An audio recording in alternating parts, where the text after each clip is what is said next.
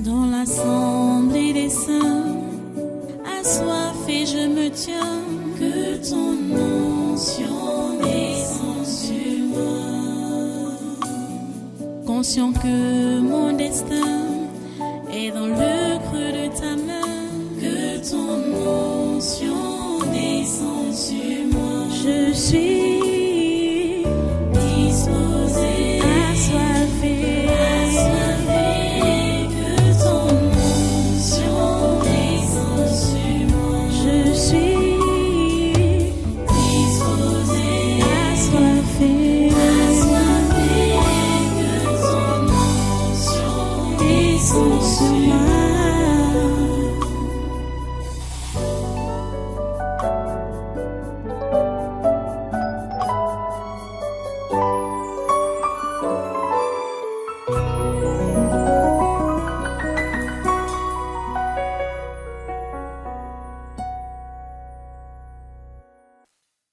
Alléluia.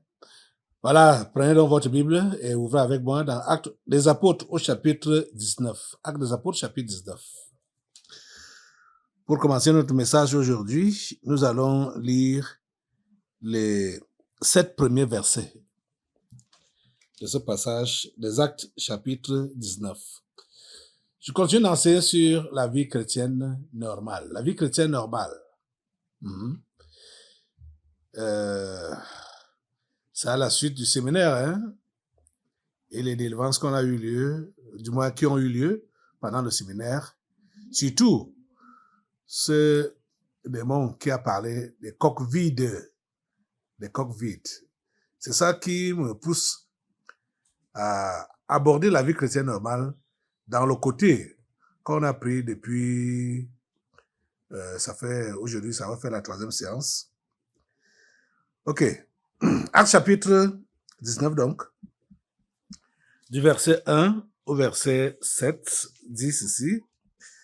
Pendant qu'Apollos était à Corinthe, Paul, après avoir parcouru les hautes provinces de l'Asie, arriva à Éphèse, ayant rencontré quelques disciples, il leur dit, « Avez-vous reçu le Saint-Esprit quand vous avez cru ?»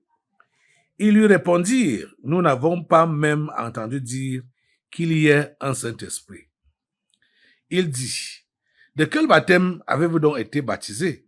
Ils répondirent, « Du baptême de Jésus. » Verset 4. Alors, Paul dit, « Jean a baptisé du baptême de repentance, disant au peuple de croire en celui qui venait après lui, c'est-à-dire en Jésus. » Verset 5. Sur ces paroles, ils furent baptisés au nom du Seigneur Jésus. Verset 6. Lorsque Paul leur eut imposé les mains, le Saint-Esprit vint sur eux et ils parlaient en langue et prophétisaient. Ils étaient en tout environ 12 hommes. Prions le Seigneur. Dieu Tout-Puissant, nous te remercions pour ta parole de ce jour. Nous te remercions pour ta parole de ces instants, de tous ces jours-ci que tu nous donnes. Et nous te remercions parce que tu permets que tes enfants soient bien instruits. S'il te plaît, donne à chacun de tes enfants des oreilles de disciples, une oreille attentive et surtout des cœurs dociles pour recevoir ta parole et l'appliquer. Seigneur, merci parce que tu agis. Et merci parce que tu as accompli ta volonté parfaite dans nos vies en cet instant. À toi toute la gloire et tous les honneurs. Au nom puissant de Jésus, j'ai prié. Amen. Amen. Prenez place en cette présence. Une fois de plus, soyez les bienvenus à ce congrès de surnaturel de ce 18 septembre 2025. Comme je l'ai dit à l'introduction, j'enseigne toujours sur la vie chrétienne normale et je suis en train d'évoquer le fait que la vie chrétienne normale demande que le chrétien soit rempli de l'Esprit de Dieu et non être vide ou bien être rempli de démons. Le chrétien véritable, authentique, doit être rempli de l'Esprit de Dieu. Vous comprenez ça? Le disciple, le chrétien authentique doit être rempli de l'Esprit de Dieu. Vous voyez, aujourd'hui, j'ai pris l'exemple de ces Éphésiens que Paul a rencontrés. Et la question que Paul pose à ces gens est une question pertinente. Une question pertinente. Ayant rencontré quelques disciples, il leur dit, avez-vous reçu le Saint-Esprit quand vous avez cru? Les amis, est-ce que vous êtes en train de comprendre quelque chose? Bon, peut-être pas. Ou comme vous n'avez pas médité sur ça. Mais je vais vous dire une chose. Pour connaître un vrai chrétien, ce n'est pas savoir forcément quel milieu il fréquente. Bon, il est vrai que déjà, il y a certains milieux, d'emblée, quand quelqu'un va te dire que je suis catholique, tu dois comprendre que celui-là n'a jamais été chrétien. Et ils ont l'habitude de dire je suis chrétien catholique. Un catholique ne peut jamais être chrétien. Je le dis, je le soutiens, qu'un catholique ne peut jamais être chrétien. Parce que catholique authentique, c'est la franc-maçonnerie, c'est la sorcellerie du village. Ce sont les sectes. Donc quelqu'un ne peut pas dire je suis chrétien catholique et tu vas croire à sa chrétienté. Vous voyez? Donc, mais le texte qu'on a lu nous dévoile quoi même encore davantage.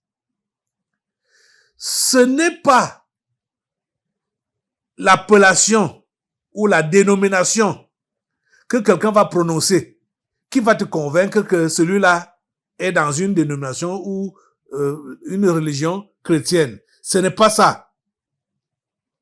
Vous comprenez? Paul n'a pas demandé à ses Éphésiens que êtes-vous baptistes? Parce qu'ils ont dit à Paul qu'ils étaient des chrétiens. Paul n'a pas demandé, vous êtes des chrétiens baptistes, vous êtes des chrétiens protestants, vous êtes des chrétiens catholiques, vous êtes des chrétiens. Paul n'a pas demandé cela. Les amis, aujourd'hui, c'est comme ça que dans le monde, la chrétienté se définit. Par ces noms que j'ai cités là. Je n'ai même pas donné la liste exhaustive. Il y en a tellement. Il y en a tellement. Parfois, quand je passe dans les rues là, je vois les différentes chapelles qu'il y a là-bas dehors.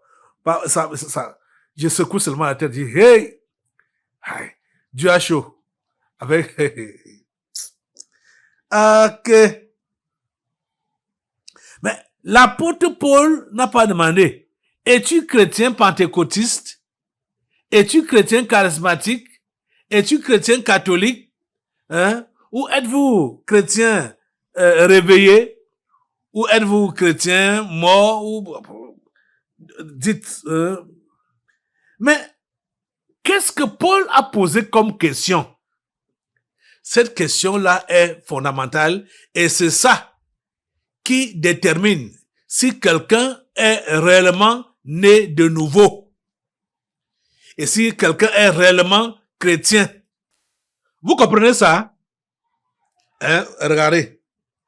Verset 2. Quelle est la question que Paul pose? Avez-vous reçu le Saint-Esprit quand vous avez cru? C'est très important. L'autre, ça devait être même hier, hein, l'autre jour, hier. J'ai rencontré un garçon qui venait ici à l'église. On passait en voiture, on l'a vu. Ce sont les enfants qui l'ont reconnu. Je leur ai dit arrêtez. Ils ont arrêté. Un enfant est descendu pour aller l'appeler. On l'a appelé. Et il est venu. Je l'ai pas, quand on me disait que voilà tel, je dis, je regarde la personne, je ne le reconnais pas. Mais quand la personne est venue à côté de moi, les cheveux comme ça, comme je disais, les cheveux comme ça, il me fait comme ça. J'ai dit, mais ça, c'est quoi ça? Tu prends de la drogue? Et il a maigri. Je lui ai demandé, est-ce que tu as reçu Jésus un jour? Ne serait même qu'un jour ou deux, ou une semaine, ou même un mois. Bon, ce qu'il m'a dit, c'est que ça n'a même pas fait 2 semaines. C'est-à-dire, quand il a dit qu'il a cru là, ça n'a même pas fait 2 semaines. Bon, je ne sais même pas si c'est réellement ça. Parce que je lui ai dit que si jamais donc tu as réellement reçu Jésus, tu dois revenir à lui. Parce que tu dois comprendre que tu t'es égaré. Tu connais la vérité. Vous voyez, la question ci est importante. Avez-vous reçu le Saint-Esprit quand vous avez cru? Donc plusieurs personnes, quand ils disent même qu'ils ont cru, ils n'ont pas reçu le Saint-Esprit. C'est la raison pour laquelle la régression est facile. Quand il rétrograde, il devient même pire que les païens qu'il a laissés dans le monde auparavant là. Il devient pire. Avez-vous reçu le Saint-Esprit quand vous avez cru? Cette question-là est importante. Et la réponse à cette question est aussi importante que la question elle-même. Parce que c'est ça réellement qui recadre la personne. Hein? Avez-vous reçu le Saint-Esprit quand vous avez cru? Si tu dis que tu es croyant, as-tu reçu le Saint-Esprit? As-tu reçu le Saint-Esprit? Je vais vous dire une chose. Quand vous entendez parler du Saint-Esprit, vous devez toujours vous référer à 1 Corinthiens 13. L'Esprit de Dieu, c'est l'Esprit d'amour. C'est vrai qu'on va voir ce qui s'est passé après. On a déjà lu ça. Ce qui s'est passé avec ces Éphésiens. Quand Paul leur a expliqué, quand Paul a parlé avec eux et a prié pour eux. Mais quand toi, qui es ici, depuis, tu dis que tu as donné ta vie à Jésus. Tu as cru. Oui, tu dis que tu as cru. Est-ce que tu as reçu le Saint-Esprit? Et si tu as reçu le Saint-Esprit, c'est réellement celui qui est défini et étalé dans 1 Corinthiens 13, l'esprit d'amour. L'Esprit de Dieu est l'esprit d'amour. Parce que vous devez comprendre une chose. Quand Paul a parlé à ces gens, c'était réellement des croyants. Hein? Pourquoi? Parce que ils étaient à part. Parce que quand on trouve 12 personnes en un même lieu, je ne sais pas ce qu'ils étaient en train de faire. Soit ils lisaient la Bible, soit ils priaient, soit ils faisaient quelque chose ensemble. Et ils avaient déjà reçu le message de Jean et le baptême de Jean-Baptiste. Ils avaient déjà reçu ça. Donc, ils se réunissaient donc. Mais ils étaient limités dans leur connaissance de la parole de Dieu et des promesses de Dieu. Ils étaient limités.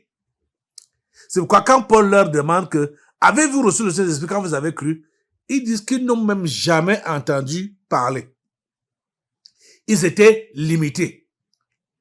C'est différent de toi qui es ici à l'église et qui dit que tu as reçu Jésus-Christ, tu as cru en Jésus-Christ et on t'a déjà parlé du Saint-Esprit, tu entends parler du Saint-Esprit tout le temps et je ne fais que chanter ce livre, la réalité du Saint-Esprit,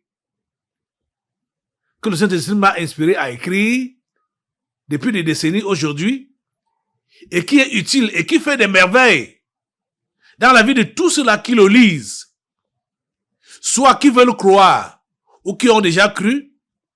Quand ils lisent ce livre, ce que ça enseigne se produit dans leur vie. Ils connaissent l'expérience que les Éphésiens ont connue dans Acte 19-ci. Ils connaissent ça authentiquement, seuls à la maison, seuls dans leur chambre. Ils connaissent cette expérience. Vous comprenez ça? C'est très important. C'est très important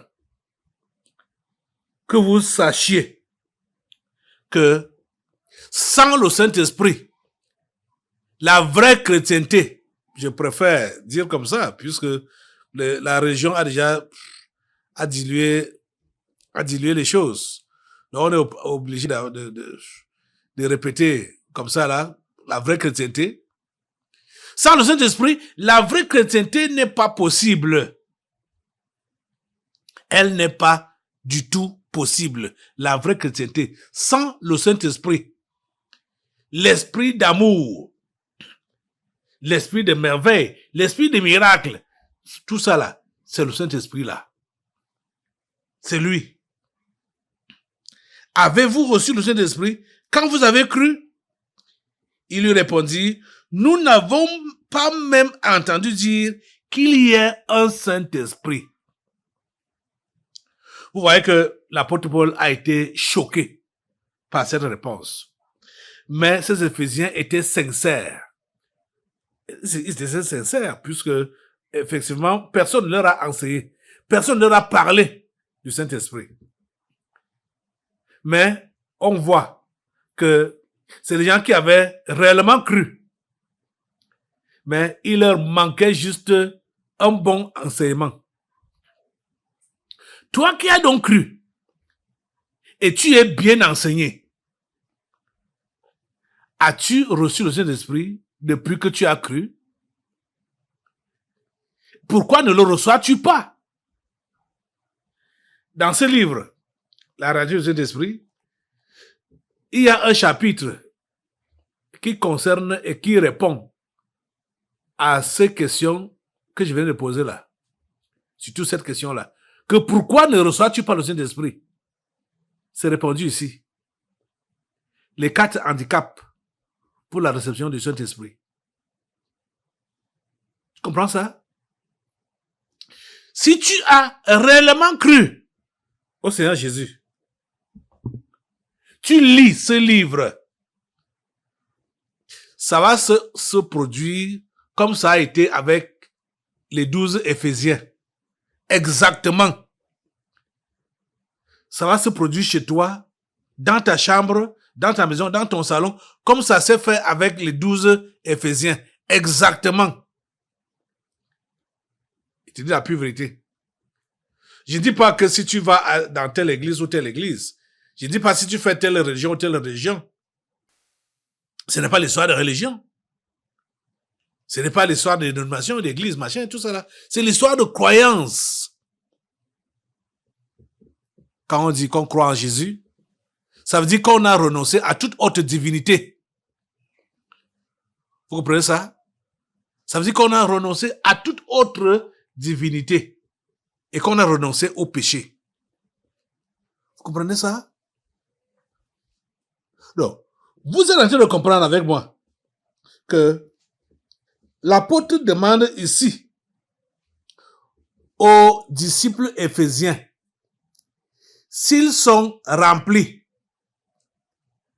On peut encore formuler la question d'une autre manière. Hein? Depuis que vous avez cru, pourquoi est-ce que vous êtes encore des coques vides? Paul pouvait poser de cette façon-là. Parce que Paul avait bien remarqué qu'il n'avait pas reçu le Saint-Esprit, qu'il n'était pas rempli de l'Esprit de Dieu. C'est pourquoi il pose la question. Hein? Et ils ont dit qu'ils n'ont pas entendu parler. Mais pourquoi tu as-tu donc une coque vide? Pourquoi demeures-tu une coque vide? S'il te plaît, s'il te plaît, s'il te plaît. Relève-moi cette question-là auprès de ton voisin ou de ta voisine, pourquoi es-tu une coque vide? Hein? Quelle est sa réponse? Quelle est ta réponse? Pourquoi demeures-tu une coque vide? Ce qu'on peut trouver rempli chez vous, ce sont les murmures, le Congossa. Hein? Voilà des choses qui vous préoccupent. Le péché sous toutes ses formes. Voilà les choses qui vous préoccupent. Pourquoi demeurez-vous des coques vides? Depuis que vous avez cru, pourquoi demeurez-vous des coques vides? Oh Seigneur, ta grâce sur ce peuple. Seigneur, ta grâce sur ce peuple. Donne-lui ta grâce. Donne-lui ta grâce. Réveille-le. Motive-le. Avez-vous reçu le Saint-Esprit quand vous avez cru? Il lui répondit, nous n'avons pas même entendu dire qu'il y ait un Saint-Esprit. Toi, tu ne peux pas dire ce que les Éphésiens ont dit là. Tu ne peux pas avoir leur réponse. Donc, toi, tu n'as pas d'excuse. Tu n'as pas d'excuse. Verset 3. Il dit, de quel baptême avez-vous donc été baptisés? Il répondit, le baptême de Jean. Vous voyez, voilà des gens qui étaient baptisés. Hein. Ils disaient qu'ils étaient chrétiens, croyants. Ils étaient baptisés. Ils avaient reçu le baptême de Jean. Jean baptisé dans l'eau. Donc vous voyez que ce n'est pas le baptême qui sauve. Même si tu es baptisé dans l'eau, comme ces 12 Éphésiens, ils avaient été baptisés dans l'eau, trempés dans l'eau, immergés dans l'eau. C'est le vrai baptême là-bas, hein, dans l'eau. Mais vous voyez que ce vrai baptême n'a pas sauvé ces Éphésiens. Ce vrai baptême ne leur a pas donné le Saint-Esprit. Ce vrai baptême ne leur a pas donné l'enseignement sur le Saint-Esprit pour qu'ils puissent le recevoir. Vous voyez? La religion a fait des choses. La religion a fait des choses. Établi des choses. Dit des choses. Met des choses en place qui trompent des millions de personnes aujourd'hui. Ils étaient baptisés, mais ne connaissaient rien du Saint-Esprit, ne connaissaient rien de Dieu, ne connaissaient rien de Jésus. Parce que si tu ne connais pas le Saint-Esprit, tu ne peux pas connaître Jésus. Tu ne peux pas connaître Dieu. En tant que chrétien, tu ne peux pas. Sans le Saint-Esprit, on ne peut rien faire. On ne peut pas connaître Jésus. On ne peut pas connaître Dieu. On ne peut pas vivre la vie chrétienne normale. Vous comprenez ça? Ce n'est pas exagéré. Ce que je vous dis là, c'est la pure vérité. Alors Paul dit, verset 4, Jean a baptisé du baptême de repentance. Jean a baptisé du baptême de repentance. Donc Jean a baptisé des gens qui acceptaient de changer de comportement, d'abandonner la vie du péché. C'est eux que Jean a baptisé, disant au peuple de croire en celui qui venait après lui, c'est-à-dire en Jésus. Quand Jean baptisait, il disait aux gens qui devaient croire en celui qui venait après lui, en Jésus qui devait venir après lui. Mais eux, ils ont seulement été baptisés du baptême de Jean sans connaître Jésus. Sans connaître Jésus. Maintenant, le verset 5 dit donc que sur ces paroles, ils furent baptisés au nom du Seigneur Jésus. C'est là que Paul a compris que ces gens sont juste des religieux. Je dois les baptiser parce qu'ils ne comprennent rien. Jean leur a montré le chemin, mais ils sont restés en route. Ils sont restés en route quand Jean leur dit que voilà, il y a quelqu'un qui vient après moi. C'est en lui que vous devez croire. Repentez-vous. Ils ont dit ok, on se baptise pour se repentir. Mais ils se sont arrêtés là. Ils n'ont pas continué sur le chemin de la repentance pour se réconcilier avec Dieu, renoncer au péché, renoncer au mal, renoncer au monde. Donc sur ces paroles, verset 5, ils furent baptisés au nom du Seigneur Jésus. C'est là que Paul les baptise alors, au nom de Jésus. Pour dire, ok, maintenant là, c'est Jésus. La personne que Jean annonçait, la personne là est déjà venue, a donné sa vie à la croix pour vous. Maintenant, baptisez-vous en son nom. Et ils ont accepté de se baptiser au nom de Jésus. Et on nous dit, au verset 6, lorsque Paul leur eut imposé les mains, le Saint-Esprit vint sur eux. Et ils parlaient en langue et prophétisaient. Vous voyez, c'était donc là, c'est-à-dire, ce qui attestait que leur croyance est maintenant effective. Quand Paul leur a imposé les mains, le Saint-Esprit est descendu sur eux. Ils ont commencé à parler en langue et à prophétiser. Ils étaient combien? Ils étaient en tout environ 12 hommes. Voilà la vraie foi chrétienne. Ça demande d'être rempli du Saint-Esprit. Ce n'est pas une histoire de religion. Ce n'est pas une histoire de dénomination. Ce n'est pas une histoire de tradition. Il y a certains qui ont dit que ils sont chrétiens depuis leur enfance.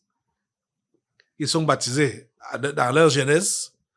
D'autres même sont chrétiens depuis le ventre de leur mère parce que leur mère était catholique. Donc, leur mère les a conçus dans la chrétienté. Ils sont chrétiens. Hein? Même les enfants des chrétiens ne naissent pas étant chrétiens. Les enfants des chrétiens authentiques doivent se convertir.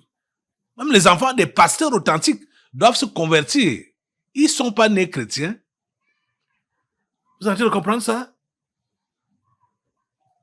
Donc, j'ai juste compris, pour revenir à l'exemple du petit garçon que j'ai rencontré hier, que c'est le défaut du Saint-Esprit qui a fait que ce petit garçon rentre en plein dans le monde. Il ressemblait à un drogué. Vous savez que quand on prend l'herbe là, ça assèche le corps humain. Ça assèche le corps humain. Il était devenu, j'ai dit, maigre. Donc, ne soyez pas comme lui. Vous qui continuez à venir là, ici, on vous annonce Jésus. Je vous annonce Jésus. Et quand vous croyez en lui, vous devez être rempli de son esprit. Vous ne devez pas continuer à demeurer des coques vides. Comme certains sont là depuis des années. Ils sont là. Ce garçon dit qu'il a fait à peine 2 semaines, ce qui n'est pas très probable. Mais il a fait beaucoup d'années en venant ici à l'église. Mais il n'avait jamais été baptisé ou rempli du Saint-Esprit. C'était toujours une coque vide. Pendant tout le temps qu'il a passé ici. Vous allez demeurer comme ça jusqu'à quand? Vous allez demeurer des coques vides jusqu'à quand? Décidez-vous. Décidez-vous de tourner cette page-là. Comme je parlais au début là, en introduisant la prière aujourd'hui, que je ne comprends pas comment beaucoup se sont refroidis. Ils ne viennent pas à la cellule. Beaucoup ne viennent même pas les jeudis à l'enseignement. Hein? Ils sont devenus des chrétiens de dimanche. Mais c'est quoi ça? Est-ce que vous savez que l'église primitive, dont je vous lis l'histoire maintenant là, dans Acte 19c, ils avaient réunion tous les jours, mais c'est des gens qui étaient aussi occupés. Ils avaient leurs activités, mais ils avaient réunion tous les jours. Nous avons réunion ici par semaine, 2 fois seulement. Bon, et puis le mardi qui est pour la cellule. Mais vous n'êtes même pas fidèles à fréquenter ces assemblées-là. Comment pouvez-vous être utile à Dieu pour son œuvre? Comment? Les amis, ce n'est pas la religion qu'on fait ici. On est ici là pour servir Dieu. Notre pays va mal. Le monde va mal. Il faut que Dieu intervienne. C'est pour cela que nous nous réunissons ici. Non seulement pour nous affermir nous-mêmes dans la foi chrétienne, mais pour nous préparer également à gagner les perdus pour Dieu. S'il vous plaît, changez de mentalité. Levez-vous pour prier Dieu aujourd'hui. Lui demandez de vous pardonner votre relâchement et lui demander vraiment de vous remplir de son esprit. Je vous en prie. Je vous en prie. Encore. Pour ceux qui n'ont pas encore ce livre, La réalité du Saint-Esprit, procurez-vous de votre exemplaire et lisez. Toute personne qui sait lire français, vous devez acheter cela et lire. Même si vous ne savez pas lire, achetez. Vous avez des enfants qui peuvent vous lire pour que vous puissiez être remplis de cet esprit et savoir donc que vous êtes chrétien parce que vous prétendez à l'heure actuelle alors que vous n'êtes pas rempli du Saint-Esprit. Si quelqu'un n'est pas rempli de l'Esprit de Dieu, il n'est pas son enfant. Donc ne demeurez pas des coques vides. Il y a la possibilité d'être rempli. Seigneur Dieu Tout-Puissant, s'il te plaît, touche ces cœurs et touche ces vies. Donne-leur la bonne foi, la bonne volonté d'être remplis de toi afin de t'être utile. Au nom puissant de Jésus. Amen. Amen. Asseyez-vous. Nous allons maintenant passer aux délivances prophétiques. Dans l'assemblée des saints, assoiffé je me tiens, que ton onction descende sur moi. Conscient que mon destin est dans le creux de ta main, que ton onction descende sur moi. Je suis